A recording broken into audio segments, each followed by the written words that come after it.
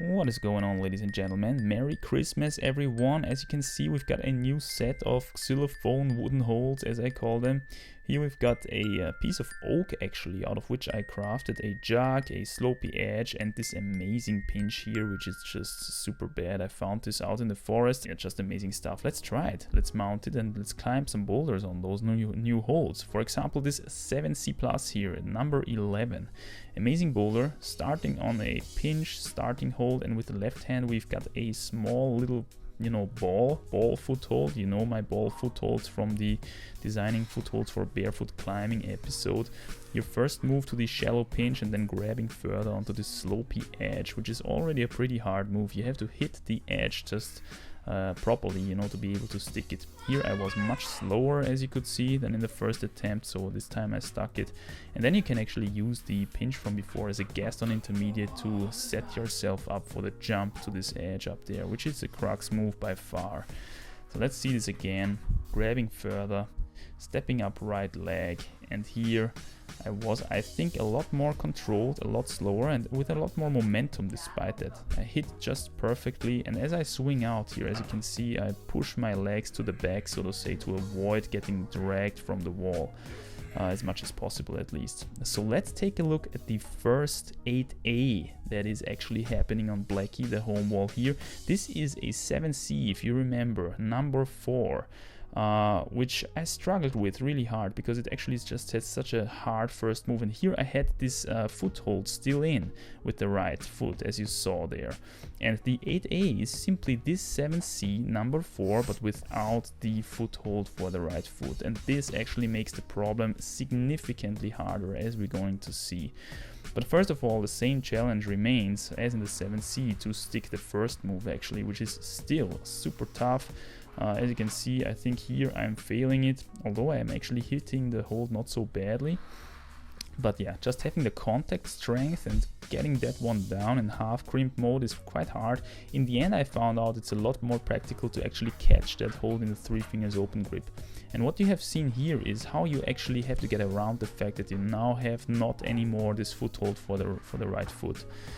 Here, as you can see, I caught the second hold here just perfectly. Then you have to re-grip it once and match, and then stepping super high on the starting hold from before, stopping the swing first, and then stepping super high using your big toe and the second to biggest toe, the index toe, so to say, to grab that edge down, which makes this move here really sketchy and really limit, for me at least.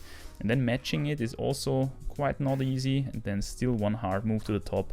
So yeah, the increase in difficulty of the second move led me to the impression that this is 8A actually, and it took me quite some sessions, I think 3 or 4 sessions on the home wall until I got this one done.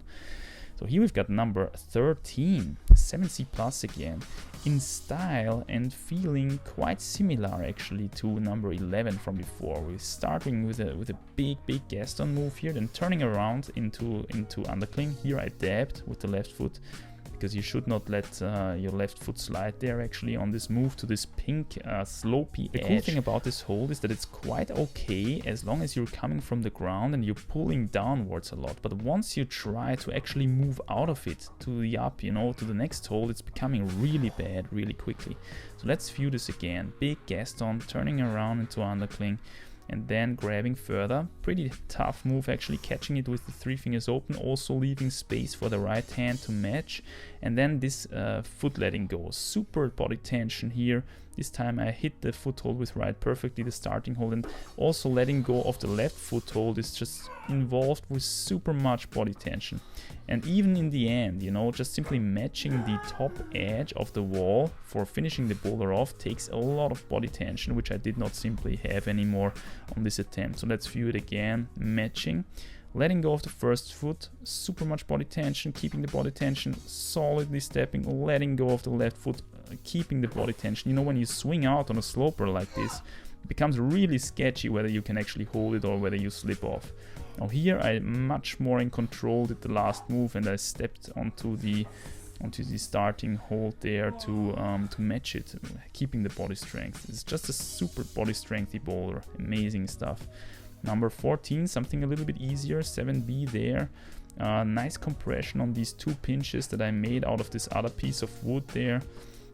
Here body tension big time, letting go of the feet, and if you take a close look at how I let go of my feet there, I just release one foot first and then the other one, and this is a perfect example of how you can actually with technique flatten the curve quite literally actually of pull away from the wall. You know, if you let go of both feet simultaneously, you get a huge spike in pulling you away, in force pulling you away from the wall. You can avoid that by removing one foot after the other, if that's possible.